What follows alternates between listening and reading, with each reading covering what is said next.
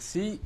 Mongo Betty, alors vous êtes né au Cameroun, du temps de la colonisation française. Oui. Donc, je suppose que le français, c'est votre vraie langue. Oui et non. C'est-à-dire que dans ma famille, on ne parlait pas le français, on parlait le béti, la langue des Yaoundé s'appelle le béti. En fait, c'est un dialecte le dialecte d'une langue beaucoup plus vaste, qui est celle parlée par un peuple qu'on appelle les Fang, qui est un peuple qui habite à la fois le sud du Cameroun et le nord du Gabon. Cela représente environ 2 millions à 3 millions de personnes, donc c'est une langue extrêmement importante qui ne s'écrit pas, plutôt en raison du manque de, si vous voulez, d'équipement. Parce qu'il faudrait faire des caractères, par exemple, pour éditer un livre. Et puis alors la transcription n'est pas très bonne pour le moment. C'est cette langue-là qu'on parle dans les familles, car je suis né dans une famille de paysans du sud Cameroun, du pays de Yaoundé. Alors, vous avez fait des études en France? Oui, non, mais alors j'ai commencé, je suis allé à l'école très très tôt, comme souvent cela arrivait dans ce pays-là, dans le pays où je suis né, parce que dans cette province qui est très évangélisée, il y a beaucoup d'écoles de missionnaires. Donc moi j'ai pu aller à l'école très tôt et on n'enseigne pas les langues du pays dans les écoles, on n'enseigne que le français. Et d'ailleurs il était interdit de mon temps, maintenant je suppose que c'est fini, de parler autre chose dans l'enceinte de l'école que le français. Ouais. Il y avait toute une donc elle vous a été imposée, cette langue française. Oui, c'est ça, voilà. Mais vous y avez réussi admirablement, parce que vous êtes agrégé. Oui, alors finalement c'est la langue officielle du Cameroun, c'est le français est la seule langue. Oui, d'accord, mais j'en viens à vous maintenant. Donc c'est votre langue à vous maintenant, c'est la langue. C'est votre langue non seulement d'artiste, en tout cas.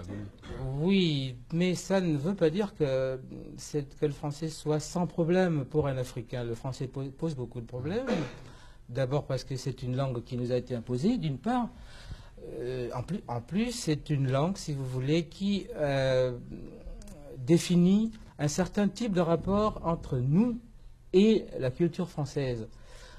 Type de rapport qui suppose une excessive dépendance. Comprenez-vous? C'est-à-dire que dans cette alliance où nous nous trouvons donc avec les Français, avec la culture française, nous partageons trop de choses, nous partageons beaucoup d'inconvénients avec vous, beaucoup de domaines où nous n'avons que des inconvénients le plus souvent. Par exemple, la monnaie, n'est-ce pas? Vous savez que la monnaie a été dévaluée récemment. On n'a pas consulté les ministres de l'Afrique francophone qui ont la même monnaie finalement que la monnaie française. Et le problème donc pour nous est le suivant: à partir du moment où on est dans une alliance où vous avez un partenaire qui est trop fort, qui est la France, si vous voulez, il se crée aussitôt parmi les Africains francophones du groupe, si vous voulez, un groupe de gens qui est conforme. Puis un autre groupe qui n'est pas conforme, qui résiste. Alors vous êtes conforme ou pas conforme? Je ne suis pas conforme du tout. Ah oui. Et comme je ne suis pas conforme, ils produisent ce qui est normal, c'est-à-dire que le plus fort, qui est en somme le maître, vous voyez, nous retombons dans une terminologie qui rappelle une époque qu'on croyait révolue. Le maître choisit, il dit, les conformes sont les bons, les non-conformes sont les mauvais. Comprenez-vous? Donc il y a au sein de la francophonie ce combat terrible entre des gens qui sont conformes, qu'on applaudit, que le pouvoir français favorise, et puis d'autres qui ne sont pas conformes, ce qui est mon cas, qui sont en revanche matraqués, étouffés, asphyxiés. Comprenez-vous? Bon, enfin, donc, vous êtes édité en France, on vous invite à la télévision française. Pour la première fois. Matraqué, étouffé quand même. C'est vrai, j'écris depuis 30 ans, j'ai publié depuis 30 ans en France, enfin pas depuis 30 ans, disons depuis 29 ans. Oui. La première fois que j'ai publié un livre en France, c'était en 54. Et donc, je pourrais me considérer, étant donné mon âge de plus, j'ai dépassé la cinquantaine, comme quelqu'un qui est très, très compétent sur les questions concernant l'Afrique. Et cependant, je ne peux pas, si vous voulez, faire entendre ma voix là où elle pèserait d'un poids considérable. Alors, Mustapha Tlili, restez en Afrique avec Mongo Betty. Alors ça se passe dans un pays africain qui est affligé d'une dictature.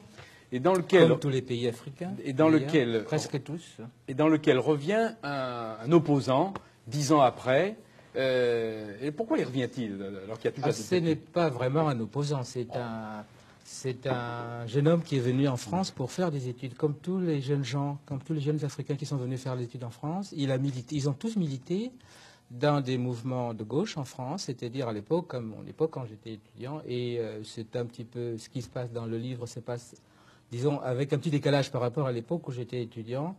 C'était l'UNEF, c'est-à-dire l'Union nationale des de France, qui était la plus militante de toutes les organisations de gauche ici en France, toutes celles qui pouvaient intégrer un petit peu les militants noirs. C'était vraiment l'UNEF qui était la plus active.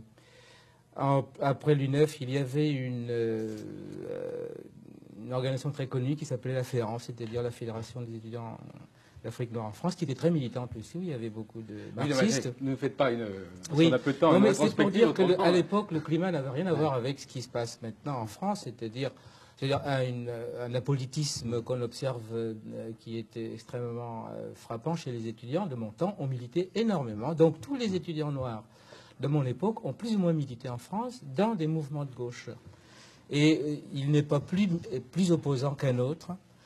Au moment où le pays est devenu indépendant, il a hésité, il s'est demandé s'il allait revenir ou pas, parce qu'il savait qu'ayant milité ici, il figurait un petit peu sur les listes noires là-bas. Oui, d'ailleurs, on embête sa famille sans arrêt. Oui, c'est ça.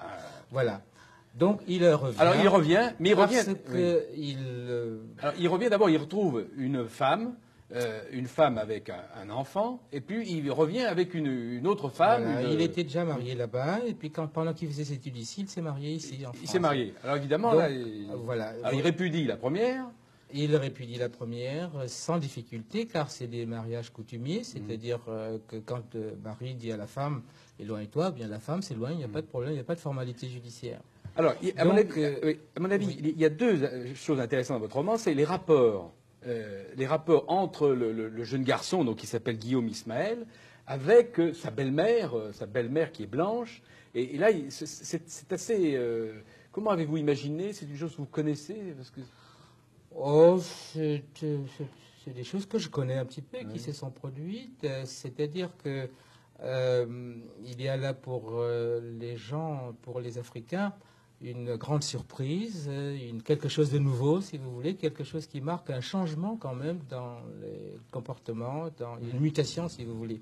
Parce que, bien entendu, les paysans s'attendent à ce que la jeune femme française utilise l'enfant comme boy, comme domestique. Or, pas du tout. Oh, pas du tout. Elle le traite au contraire comme si cet enfant était son propre fils. Et lui, elle veut l'éduquer, elle veut en faire un petit bourgeois, en somme, quoi. Elle veut l'empêcher d'aller jouer avec les voyous dehors. Et ne veut pas qu'il rencontre Mehdi Charef, par exemple. Oui. Oui. Disons que c'est la partie romanesque de la chose. C'est ça. Alors, ça, c'est la première chose. Mais c'est pas la... C'est une situation assez romanesque. Mais qui n'est pas entièrement irréelle, si vous voulez. Et l'autre partie, c'est que ce noir qui revient chez lui, dans son pays, il obtient un poste très important, il est substitut du procureur, et au fond, il va se compromettre très très vite.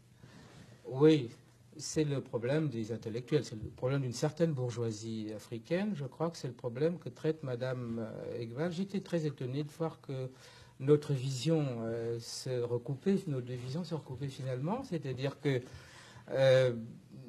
vous savez, on est obligé d'aborder les problèmes politiques dans ce sens qu'il faut bien dire une chose, c'est que la décolonisation, comme on dit, n'a pas été heureuse, ça n'a pas été un succès. D'ailleurs, il n'y a pas de décolonisation qui soit un succès. Quand une métropole se sépare d'un pays de sa colonie, ou bien ça se passe avec une guerre, et là les choses sont nettes et claires, ou bien ça se passe de la façon dont ça s'est passé pour l'Afrique noire, c'est ce qu'on appelle la décolonisation, et là, c'est pas très réussi.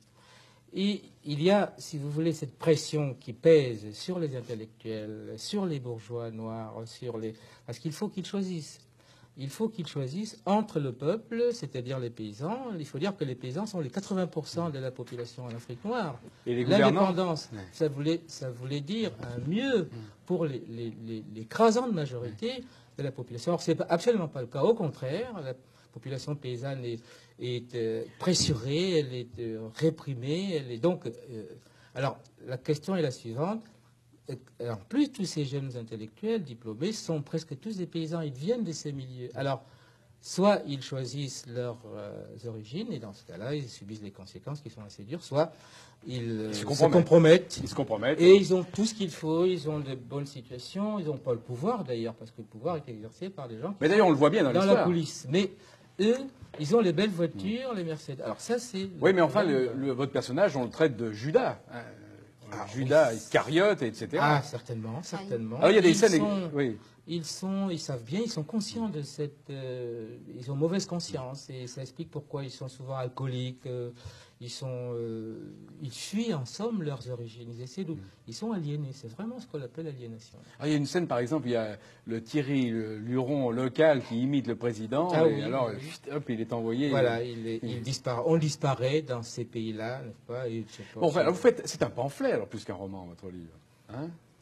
Oh, je ne crois pas. C'est un roman Pensez qu'on va qui est un témoignage assez sévère, mais les témoignages sévères dans l'histoire de la littérature française, puisque littérature française il y a, selon M. Lilly, moi je ne crois pas que nous fassions de la littérature française. Je pense que je fais de la littérature camerounaise en français. Mais vous avez lu au Cameroun beaucoup, vous croyez? Ah non, parce que je suis censuré là-bas. Tous les bouquins sont... Sauf un, le premier, qui s'appelait Ville cruelle. Celui-là, à mon avis, il y a peu de chances qu'il passe. Hein, aussi, ça, je crois que ça va être actuellement, on les interdit.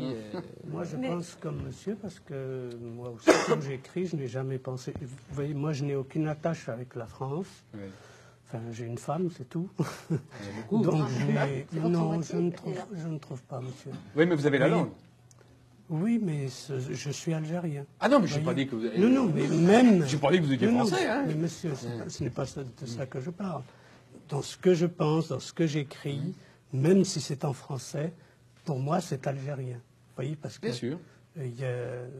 Bon, j'écris dans la langue française, c'est une langue que je possède, mais à partir du moment où je la maîtrise, je pense qu'elle est à moi, elle n'est plus aux Français. Je pense... allez, non, je réponds. Je veux juste dire un mot, puisque je crois que les deux romans se ressemblent. C'est pour ça que je vous donne la parole, voilà, parce qu'évidemment, ils mais sont effectivement, je dis que par exemple, cette brigade mixte qui existe dans votre roman ressemble beaucoup à cette force spéciale de dissuasion qui a sur Mais permettez-moi, qui ont conçu ces structures. Oui, mais je dirais simplement, donc effectivement, il y a cette espèce de poids, d'une espèce de terreur de l'État-nation, de ce nouvel État-nation qui pèse sur la population africaine locale. Il y a ce gringalet, n'est-ce pas, ce jeune gringalet qui se permet de venir insulter tout le monde, arrêter les parents, les vieux parents, etc., insulter la population africaine. Regarde.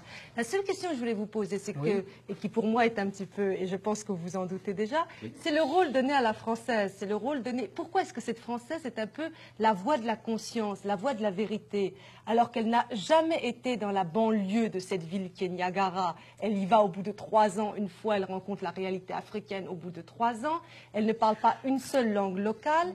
Comment se fait-il qu'elle soit comme ça, cette voix de la vérité et de la conscience? Je ne crois pas que M. Pivot me permette de répondre, parce que c'est une question qui mériterait qu'on y réponde pendant 1 heure. Je ne pourrais pas. C'est une question qui m'a frappée. Je ne crois pas qu'elle soit la conscience. Non, c'est une femme qui est mûre, qui n'est pas une petite jeune fille de 20 ans, qui sait ce qu'elle veut. Elle a épousé un homme qu'elle aime et pas un homme par lequel elle pensait arriver à quoi que ce soit. Elle est absolument sans aucune... perceptible. Mais on dirait qu'elle a plus la voix de la vérité sur les Africains que les Africains eux-mêmes. Bon. Alors ça, bon. Afzadeh Iqbal, je vais vous donner la parole.